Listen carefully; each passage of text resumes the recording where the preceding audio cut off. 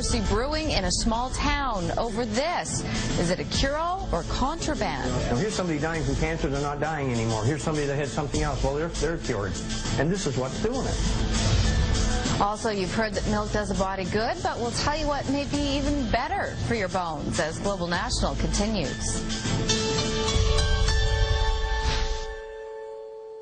In a small Nova Scotia town, one man is trying to get the word out about what he says are the healing properties of hemp oil, marijuana.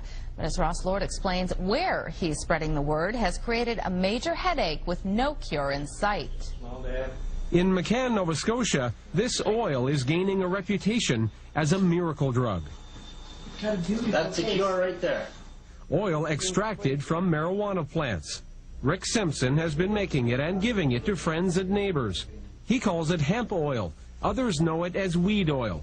In small doses, he says, it makes you well without getting you high. Well, you can't deny your own eyes, can you? Now, here's somebody dying from cancer, they're not dying anymore. Here's somebody that had something else, well, they're cured. And this is what's doing it. The McCann branch of the Royal Canadian Legion was impressed too. So impressed, it hosted meetings like this one, aimed at spreading the word about hemp oil.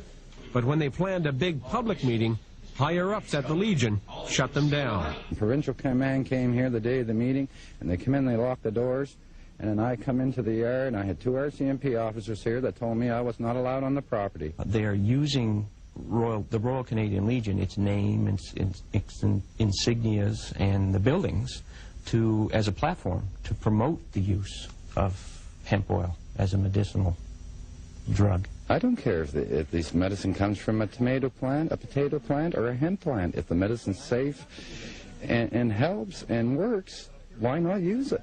For Rick Dwyer, it's an emotional issue. One of the testaments to hemp oil's healing power is his father, a military veteran suffering from lung cancer. And this last time I was in, I didn't know it, but they said I was going to die in 24 hours, but I didn't. So I took the oil and everything worked out right. But the Legion isn't budging. They've suspended the entire executive of this branch, along with any activities planned for the building, until they install a new management team.